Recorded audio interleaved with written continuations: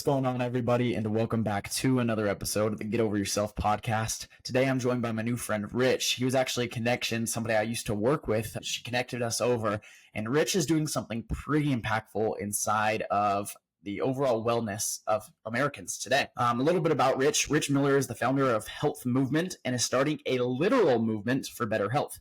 Rich has over 15 years of experience in wellness and healthcare, and he has a master's degree in public health and a bachelor's in dietetics. Rich is passionate about health professional and obsessed with finding a preventative solution for the world's largest health crises, chronic disease, and obesity. Rich, you clearly have a strong background inside of this, and I was very interested because you're mixing a topic that I find is very, very important, especially as the election just passed. Donald Trump just got elected, and supposedly we're going to have Robert Kennedy in there doing a lot of this health movement as well. So I think it's perfect timing to get on the podcast, share about not only your business, but also the reason why it needs to be spoken about a lot more. So with that being said, guys, super pleased to have Rich with us. Let's jump into today's episode.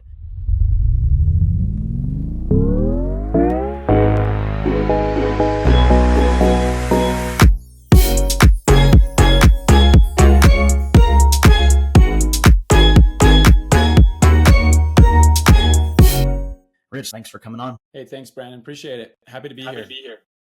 So yeah, you're calling in from just south of where I'm at here in Utah. You obviously have a background when it comes to this entire space of wellness and health.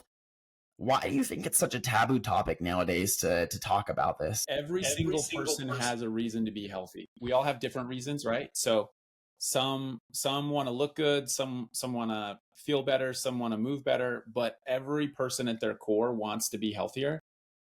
But as a society, it's getting harder to be healthy, right? I mean, it's easier and harder. The thing that makes it harder is it's so easy to not work out because you're tired and you can sit for a long time. It's so easy to eat a lot of food. And we've got mental health problems, right? All these things pose a lot of problems. And so it makes it challenging. Like you've almost got to opt out of the norm if you want to be healthy. And I truly believe that everybody wants to be healthier. And so that's what I'm trying to do. I'm trying to help the country achieve a healthier lifestyle and provide the tools for them to do that. Yeah, I feel like I agree with you for the most part. It's very easy to say, I'm going to skip out on the gym today. It's very easy to not eat healthy. This is something that's probably my biggest health concern that I have is in a busy day-to-day life, it's so easy just to run to McDonald's or go run to whatever fast food joint is closest to us. And I think in moderation, that's fine. I don't know if you would agree with that. I think in moderation is fine. The bigger issue for me is when there is just the quick, easy options of fast food or anything like that. That's at least, I don't know if any of the listeners struggle with this, but that's where I struggle the most. I'm an avid gym goer. For the most part, I'm a pretty healthy dude, but my biggest hiccup is definitely eating out with fast food. Is that a common consensus? Am I kind of out of the norm for that, or? I think absolutely. And then you've got DoorDash and it's just the accessibility to fast food and easy food, cheap food is definitely a problem, right? I am right there with you. I don't think it's a concern if people do that in moderation. I kind of live by the 80-20 principle. If you're doing what you need to do 80 to 90% of the time, you can be going and getting a burger, the 10% or eating the donut. I'm a firm believer that for the majority of the population, you don't need to go super extreme. You don't need to say, I'm going to cut out all fast food or I'm going to cut out all junk food. I mean, that works for some, but I don't think that works for the majority of the population. And so finding that right balance for you, the biggest thing I found with trying to help people over the years, the number one thing that will determine whether you will be successful long-term or not is if you can find something that fits into your daily lifestyle that you enjoy doing, right? So if you see someone running on the street and you're like, that looks awesome, I want to run, and you go out and you try to run, but you don't really enjoy it, don't think that running is your only option to be healthy, right? Running is a great option, but it doesn't have to be the option. Maybe it's biking, maybe it's swimming, maybe it's dancing, maybe it's something else, right? So find whatever works for you and then find a realistic, healthier lifestyle that's going to help you achieve your health goals. Don't try to match what somebody else is doing and think that you're failing if you're not hitting the absolute uh, peak health. Yeah. I know I've fallen into the trap of that before where if I feel like I'm not hitting every single one of my targets, I feel like I'm kind of ashamed of myself. And that's something I had to recognize. It's something my wife and I have conversations about all the time as well. If you're not enjoying something, it's going to be very easy when push comes to shove to throw in the towel and give up on it. Whether that's going on your runs, eating healthier. So what's the balance you try and advise people? Because obviously not every single thing is going to be fun. For me, just the time saving and just the simplicity of everything, it's going to be very hard if I give up all fast food or something like that. My wife's case, she went out and she ran a half marathon a couple months ago, and she found out when she was training, she already had booked the race and she committed to it. But while she was running, she found out, yeah, running's not my big passion. So I guess where's the balance between pushing yourself to do something challenging and actually going out and trying it versus saying, all right, this one isn't for me, but something else out there is? Yeah, no, that's a good question. I think definitely finding that balance. I think it's really helpful to set a goal, like whether it's a race or, hey, I've got this event or this trip that I'm trying to get ready for, right? That I think motivates people a lot if they've got an end date, they're pushing towards something. All of the best practices, right? Like if you pick something, you make it public, you share it, you hold yourself accountable, and you keep people around you holding you accountable. All those things are really important. Um, but I think there's a balance of, like, it's fine to go, you can train for a 5K or a race and you can try it out. And if it's not for you, great, like try something else. A lot of the research more recently has been showing that process is better than outcome goals, right? So saying, I want to run a 5K, or I want to run a marathon, or I want to lose X amount of weight. That's an outcome goal, but what is the process to get there? And you're much more likely to succeed if you back into what are the actionable steps or processes that I need to do to establish this lifestyle that I'm trying to achieve. And I always push people so there's kind of two sides to the coin. You want to start small. Don't don't try to do everything at once. Don't try to be perfect. Don't try to hit everything. You normally are going to get discouraged. But secondly, like, figure out what's going to fit into your lifestyle long term. So um, you know, doing something really hardcore for 30 days, or like you do this really hard diet or hard workout, that's great, but typically people don't stick with that and the results don't stay long term. It's better to pick, okay, what's the end outcome I'm trying to achieve? What's the lifestyle I'm trying to achieve? And now what are the processes, or what are the things that outcome looks like? And so breaking that down and saying, does that mean I need to go to the gym 3 days a week? Or does that mean I need to find a dance class I love, or whatever it is, right? So that's what I recommend to people. That's awesome. Yeah. Tell us, I want to jump a little post election here. We're about a week post the election. When this episode actually releases, it'll be about a month post election here. But we just found out Donald Trump got elected, and one of his big campaign promises, something that definitely got me interested, is he teamed up with Robert Kennedy after Kennedy kind of left the Democratic Party. And his entire message, this entire election, has been, at all costs, we need to make America healthy again. He started doing those reverse MAGA hats. It does it with the H now, healthy again. And it kind of interests me. It's a topic that I've known a little bit about, but nothing crazy. And so you're kind of the expert in this situation.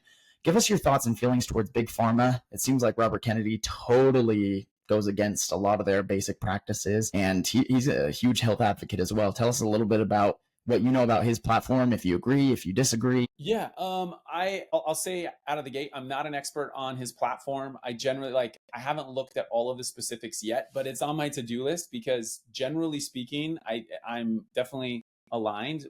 We need to make America healthy again, right? There are a lot of issues. I think he's trying to tackle these big systemic categories, right? So we've got big food, big pharma. What are the ingredients going into our food products?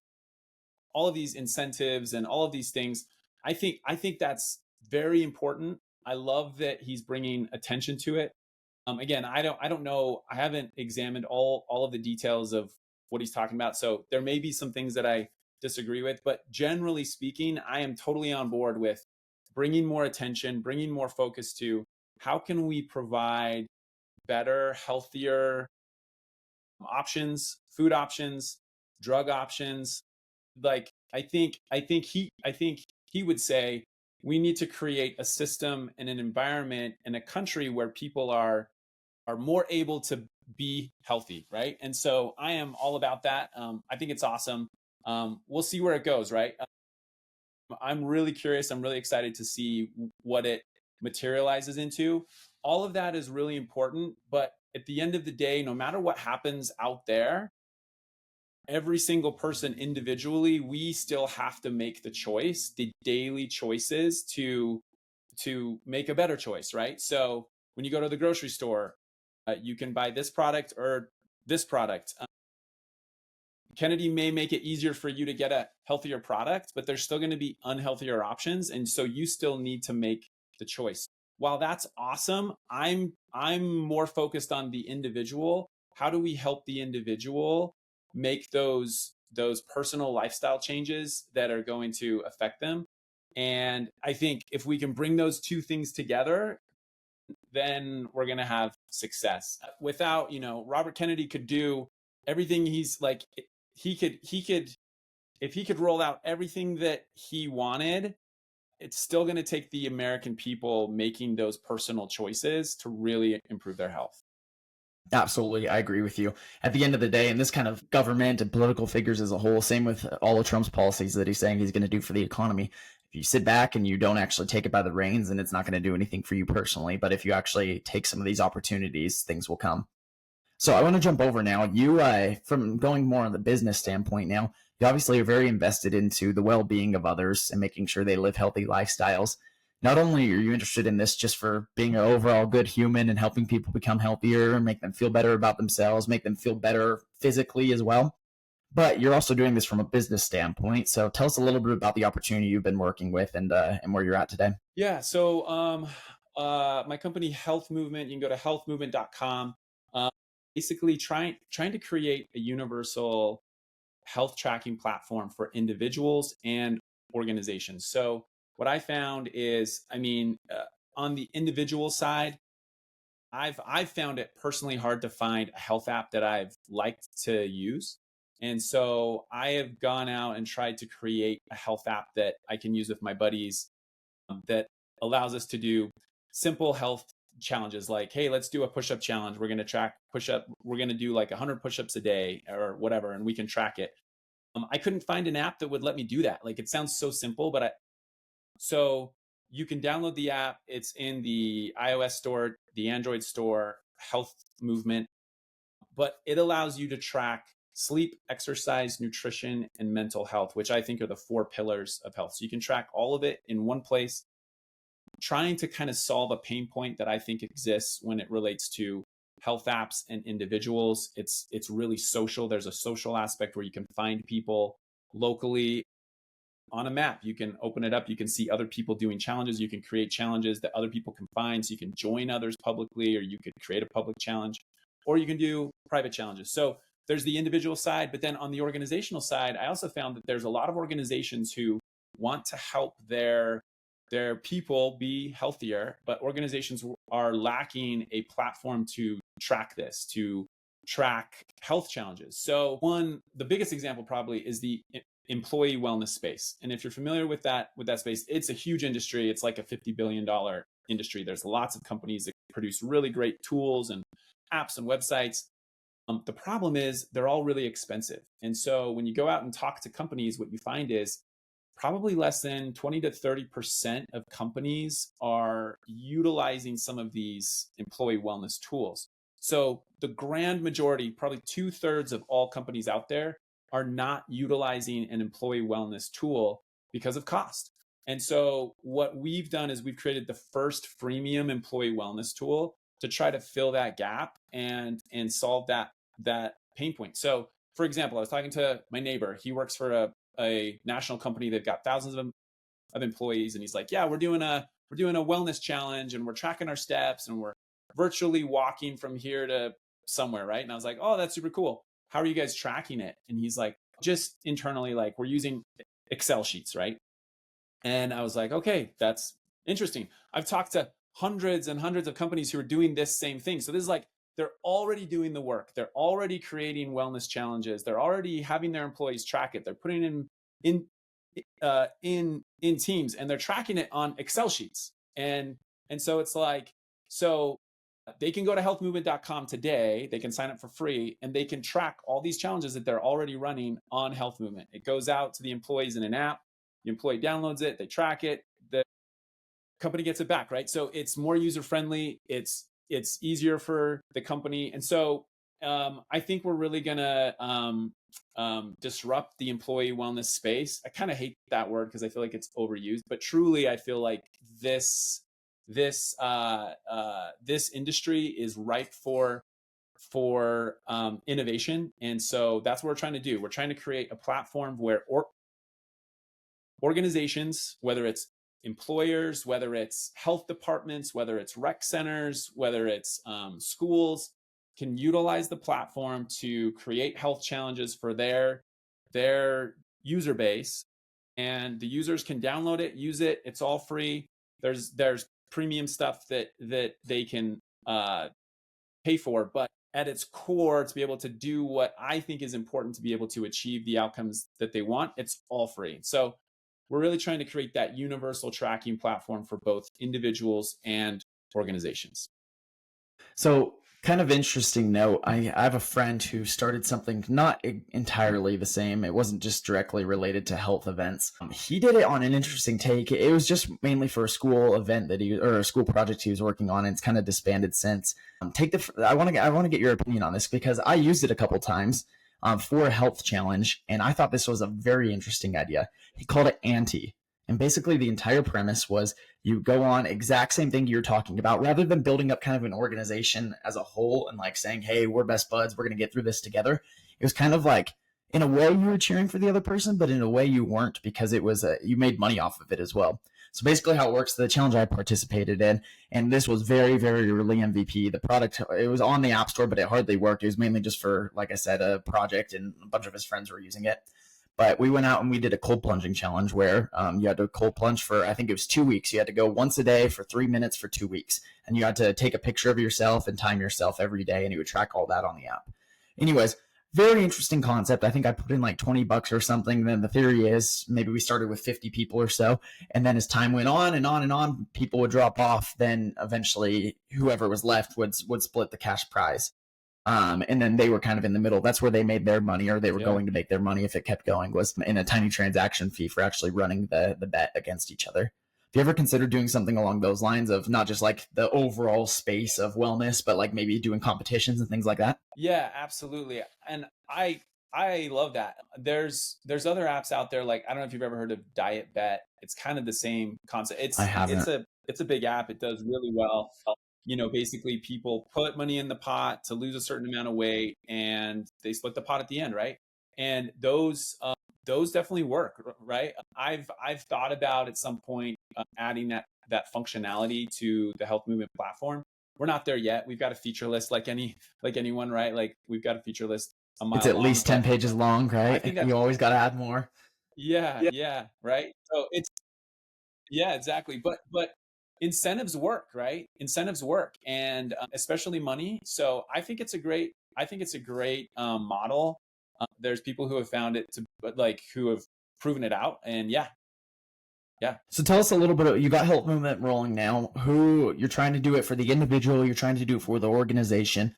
Besides, obviously, I mean, at the end of the day, a bunch of young entrepreneurs listen to this. We understand the money aspect. We understand the business aspect of things. Tell us at your core, why are you interested in solving this kind of issue? There's a lot of issues to tackle inside of the world today. Why are you interested in solving the health movement? Yeah. So I think I've been very passionate about health from a young age. It sort of grew over time, but when I got to college, I took a nutrition 100 class, was one of my generals, and I just loved it. And it ended up being my very favorite class. And I was like, I want to do this. Like, this is going to be my career. I didn't know exactly what I just knew that I wanted to help people be healthier. So I ended up going into dietetics. I was like the only guy of like 40 girls, but I was there truly because I was like, I want to solve this crisis. So for me, this is sort of like a mission. I am in this, like I was telling someone at some point, like if I won the lottery today, I would turn around and use that money to do health movement. So to me, it's less about the money than it is the mission. But on the flip side of that, so I am insanely passionate about this. Like a lot of people want to start a company, they want to exit, and they want to leave, and that's totally fine. That's awesome. I want to I want to grow this. I want to I want to get to an IPO, but I want to stay with it. To me, this is my mission in life, is to crack this code. And so the flip side of that, every business opportunity, like every business has to come from an opportunity. And when you look at the world of health, health touches everyone. There is not a single person that health doesn't pertain to. So you have an audience size that is the entire world, right? Um, and from a business case, from my perspective, there are thousands of health companies out there, thousands of health apps. And while there's a lot of great tools out there and a lot of them do a lot of good for very small segments of the population, none of those businesses have figured out how to help the majority of the population improve their health over time. Because what we've seen, like I graduated from BYU like 20 years ago, right? And I was sitting in class thinking, someone's going to figure this out. A business is going to figure this out. Maybe I didn't think the government would figure it out, but I thought that they would help, right? And since that time, 20 years later, we're even worse than where we were. So the proof is in the pudding. No business out there today, as good as they are, is solving this problem. I'm talking about the majority of the population who is, their health is declining, our obesity rates are going up, our chronic disease rates are going up. And we know from research that you can prevent up to 80% of all chronic disease in this country through lifestyle change alone. That's insane.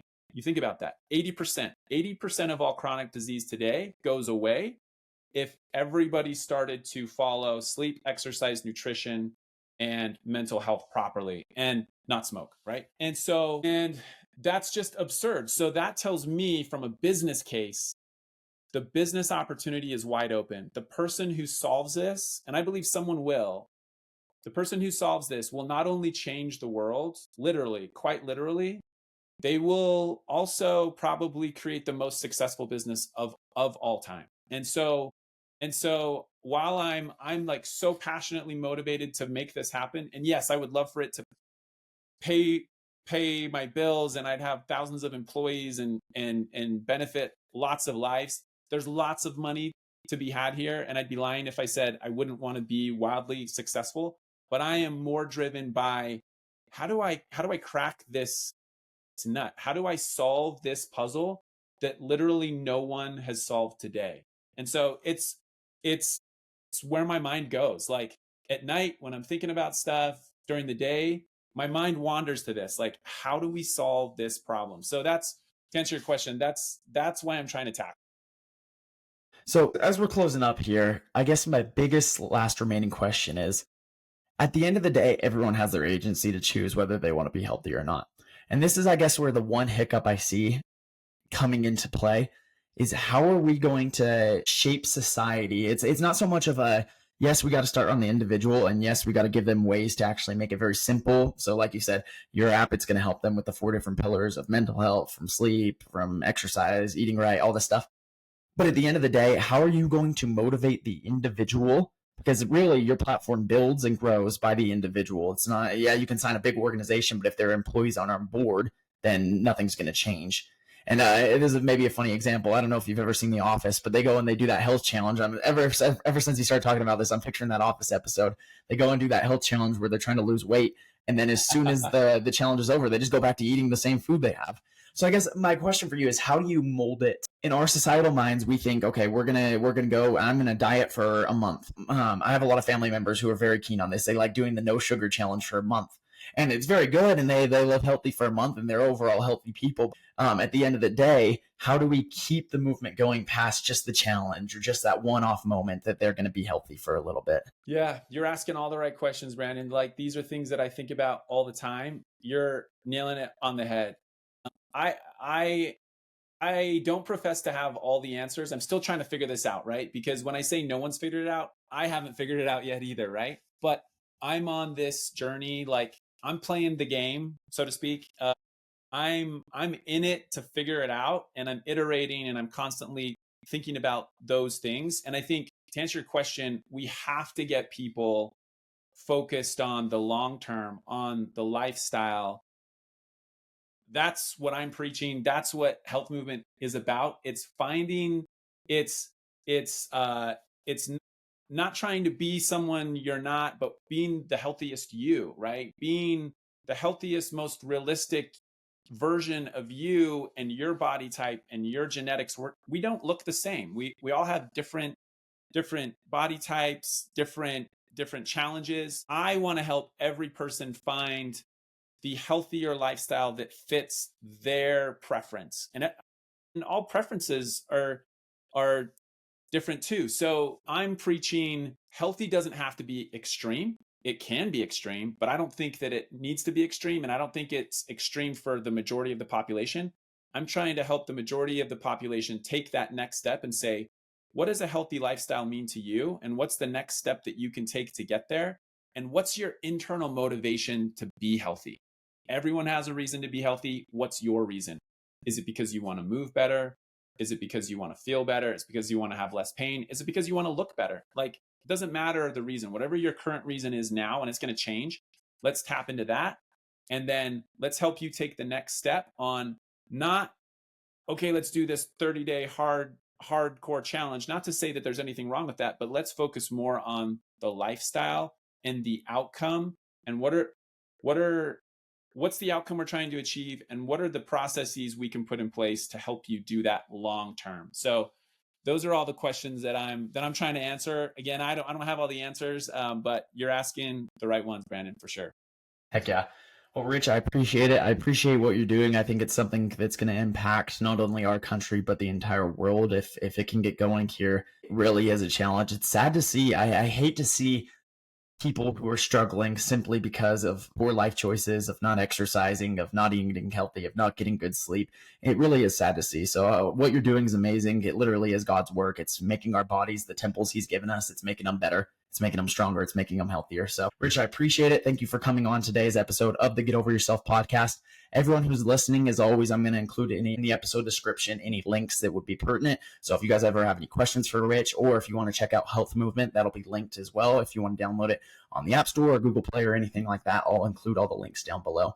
Rich, to close out though, if you were to give one piece of advice to anyone out there who could hear you in this moment, what would it be and why? Yeah, I'm probably beating a dead horse, but I'm going to go back to it. Find a healthy lifestyle that works for you. So however unique that is, right? So maybe it's, I'm going to eat a donut a day, but then I'm going to eat healthy the rest of the day. Or I'm still going to eat top ramen and mac and cheese. So like, I'm going to eat fast food every single meal of every single day. Okay, that's fine. Make one healthier choice at the fast food restaurant when you do that today. So find the next healthier step in your lifestyle. It doesn't have to be extreme, and take that next step and make it and make your healthy lifestyle yours, and make it unique to you, and find what works for you that you're going to do consistently for the rest of your life. That's the way you're going to achieve your health goals. Awesome. I love it. Guys, make sure to go check out Rich on all the episode descriptions down below, and we'll see you guys next episode.